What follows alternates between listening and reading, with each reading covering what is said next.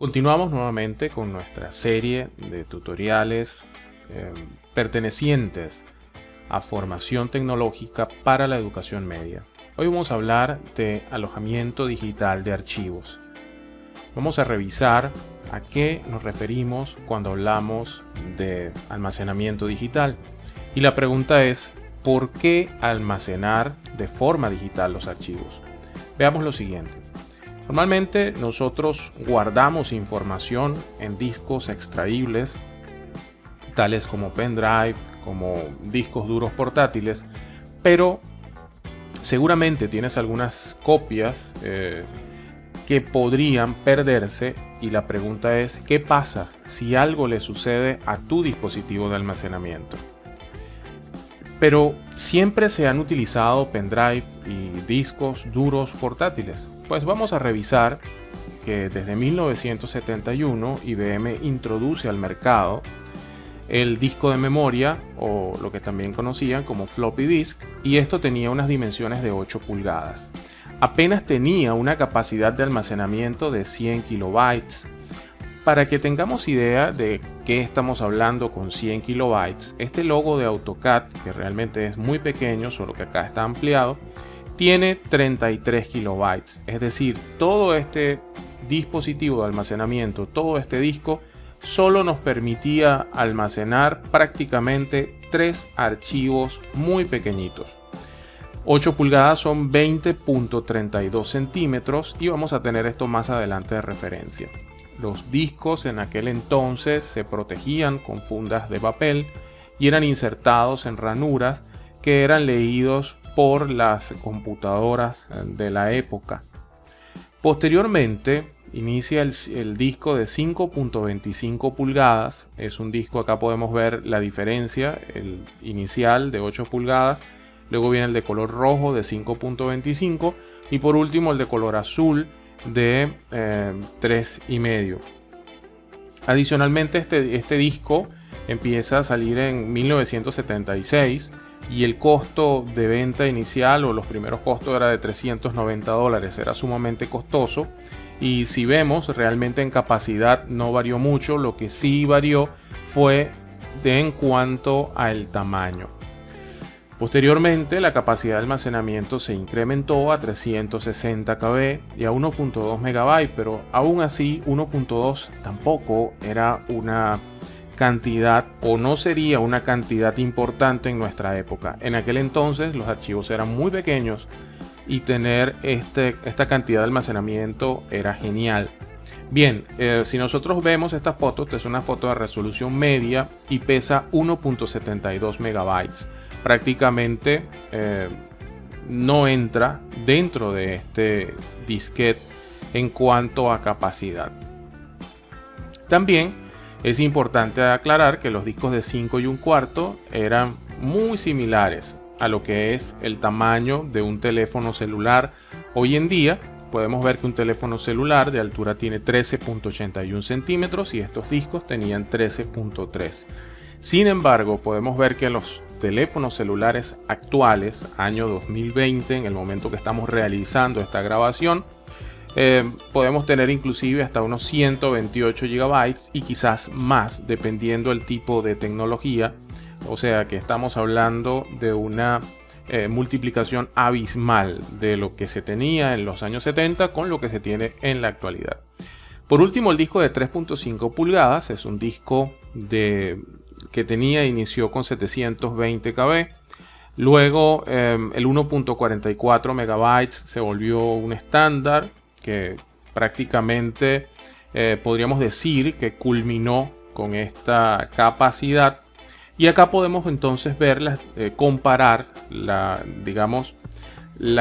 evolución del disco o del disquete desde los años 70 hasta que tuvo vigencia o que tuvieron vigencia los disquetes de 3,5. Pero, ¿qué pasa ahora en el año 2020? ¿Qué puedo encontrar?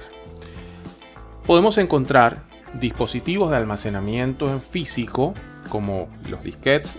Bueno, ya en este momento los disquetes realmente no los vamos a encontrar a menos que sea por una aplicación muy específica o quizás un coleccionista. Pero si vamos a tener pendrive, discos duros, cualquier otro tipo de almacenamiento, discos externos, discos de estado sólido. Y está también, que vemos acá en letras azules, el almacenamiento en la nube. Si nosotros entramos a Amazon o cualquier portal de ventas, vamos a ver, por ejemplo, que un disco portátil de estado sólido SSD de 2 terabytes, que 2 terabytes equivale a 2000 gigabytes, ronda quizás el precio de unos $300, pero estamos hablando de una cantidad de almacenamiento donde podríamos tener muchísima cantidad de información.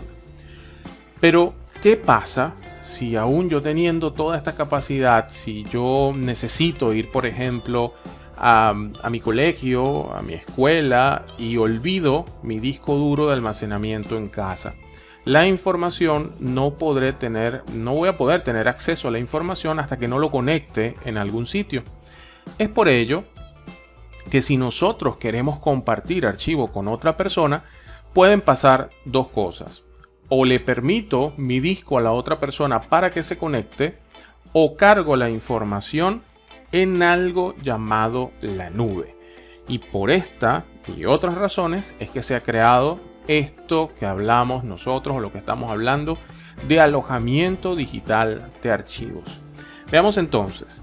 El almacenamiento en la nube, del inglés Cloud Storage, es un modelo de almacenamiento de datos basados en redes de computadoras, ideado desde los años 1960, donde los datos están alojados en espacios de almacenamiento virtualizados y por lo general son aportados por terceros. Vamos a entender qué pasa con el alojamiento en la nube.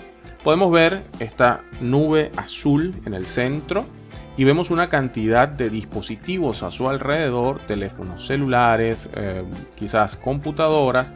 En este caso, si nosotros queremos enviar una información o compartir una información con alguien, nosotros desde nuestra computadora subimos la información a la nube.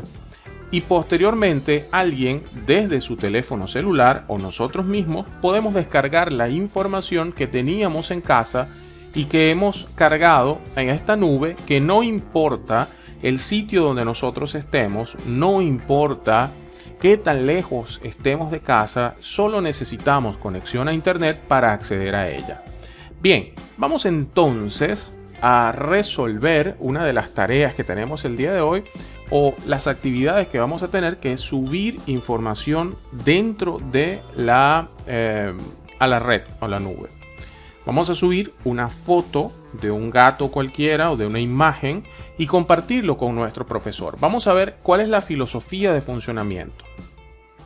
Primero, imaginemos que nosotros encontramos la foto de un gato en internet y esa foto debemos subirla a una computadora para que esto sea compartido como una tarea. Nosotros hemos tomado la foto directamente desde un celular, quizás la hemos escaneado desde una foto existente y luego cargamos esa foto dentro de la computadora.